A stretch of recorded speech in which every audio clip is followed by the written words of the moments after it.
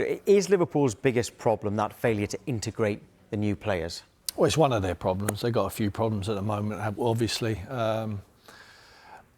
Integration of new players always a problem in the Premier League because it is the toughest league in the world. And it's a culture shock for many players to come to that environment. It's not only the change of countries where you come into your workplace, which is the most competitive league in the world, and it is a shock. It is easier when you're coming to the champions, where it should be, because the integration should be a little bit easier. But they're missing Diaz. He's flying. You've seen it, and obviously the tragedy, what happened with Jota, we can't underestimate how that has had an impact on the squad as well. The new players, especially Verts, what Gary's talking about there, he's really struggling. He really is struggling.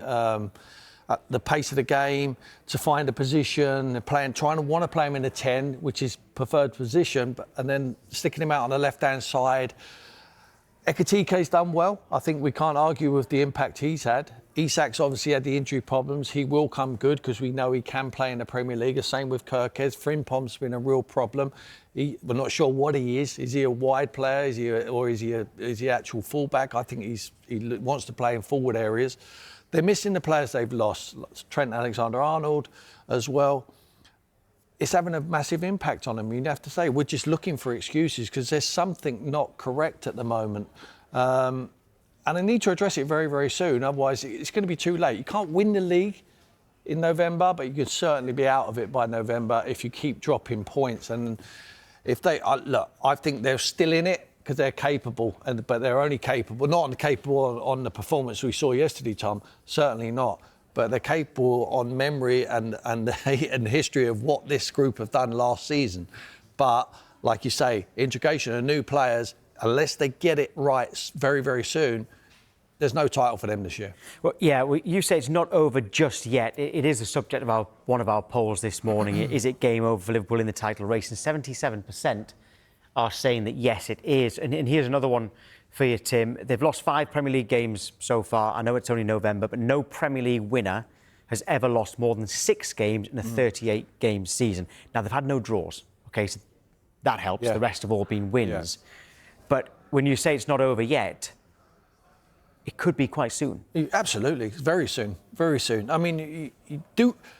First and foremost, do we think Arsenal can... What are we talking about, 8 points now? Can Arsenal lose 3 games between now and the end of the season? Of course they can.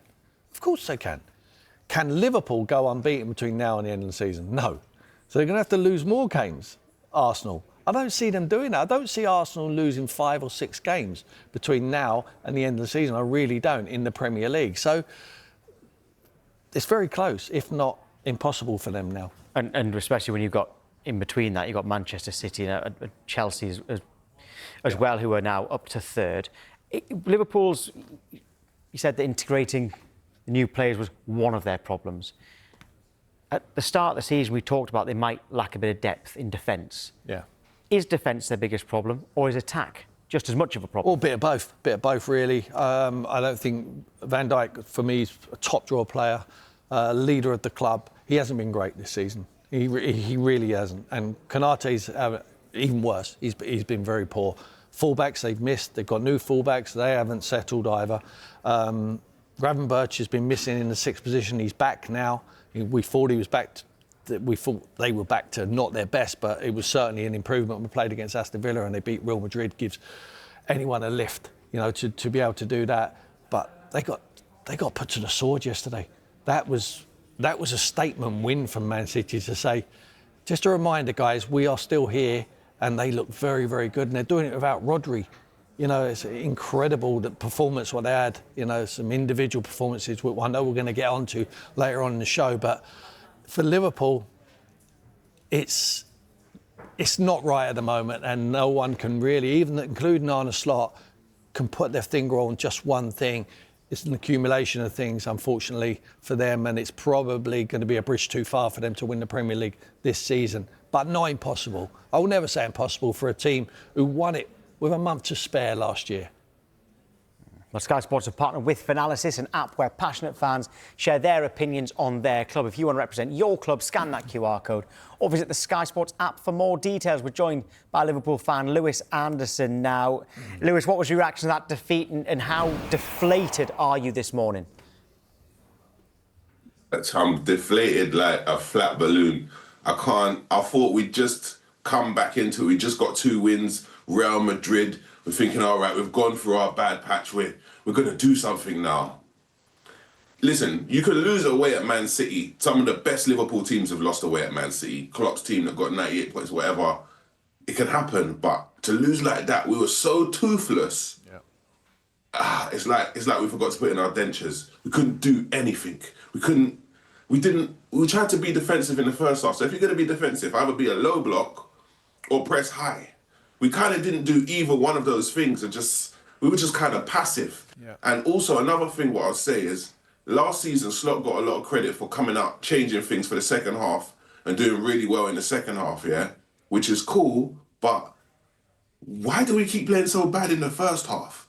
How much is this? How much, you said you were toothless there. How much does that surprise you? Because when you looked at your squad at the start of the season, that was certainly not an area you're expecting to be a problem. No, you know what? At the start of the season, obviously, we don't really usually spend money like that. So I was happy, like, okay, we're showing a bit of intent. But when we missed out on that Guehi deal, we spent so much money in other positions, but centre-back was a big hole for us. A big, big hole. So I know Guehi had a season left and they wanted to save a bit of money. But if you're spending 120 mil on Isaac, 150 mil on Wirtz, and then you're trying to save 4 mil on Guehi, it's like, we needed the strikers, but we definitely needed a centre-back. And even, sorry to say one more thing. So remember, a couple of seasons ago, we tried to sign Caicedo, defensive mid, yeah? Because we had Fabinho, his legs fell off. We didn't have a defensive mid, so we signed Endo as a stopgap. But we still haven't replaced Fabinho till now. So, like, it's just, yes, we spent a lot of money, but we didn't cover all the bases that needed covering. I don't think we ever expected Konate to be as bad as he's actually been. Even yesterday, Pep's thought about this and he's thinking, you know what, don't let Virgil come out with the ball. Our pressing victim has to be Konate. They were letting him have the ball, and as soon as he had the ball, they just smelt blood and they went and got it. And you couldn't get out. You know, you talk about, toothless going forward. You couldn't get a ball through the lines to get forward because they were starting with that man. Give him the ball and they just preyed on him. And unfortunately, he couldn't stand up. He couldn't. And it's sad. I don't understand how you could spend all your life training and playing football and not be able to pass the ball from defence into midfield. Like, we've lost Trent, yeah? Everybody was banging on about, Trent can't defend, but Trent could get the ball in defence and play it into midfield or play it even into attack. Konate needs dropping like a hot stone from a very great height. If he wants to go Real Madrid, if his head's in Real Madrid, then let his body follow. Because what he's doing at the moment... But why isn't Joe Gomez getting the game? Is Joe Gomez fit? Why is he not even given the game? Yeah, come on. Honestly, it's got to the point where I don't even know. We saw him in the cup against Southampton. Was it against Crystal Palace? Sorry, and he was terrible. But he was playing with like all the kids. He was surrounded by like teenagers. Probably never played with before. And he's like, at this point, Gomez has to play. Or who would I replace him with? Obviously, if Guehi even still wants to come, he has to come. But I honestly believe in the top 10, there's probably one centre back in each of the top 10 teams that could take Konate's place. How he's playing at the moment, I don't know what's gone wrong. Obviously, I've never played at this level, but I don't understand how you could go from where he was last season to... It's like when Torres went Chelsea and just his brain just switched off. Yeah, that's what it's like at the moment. It's confidence. From where you're talking, you don't believe, do you? It's not happening this year for you, is it? This year? Oh, no. I'm not going to lie. I lost faith a little while ago. We definitely can't win it. If we could get a cup, still pick up a cup, and get in it, like people saying top 4, I do still think we're the 3rd best team, but Arsenal and Man City, we showed Man City yesterday. This isn't even the great Man City. We actually made them look brilliant. Yeah. Oh, it hurt. I don't believe, no, this season, it's not happening. Right. Okay, Lewis, thank you. Thanks, Lewis. Thank you. Thanks for having me.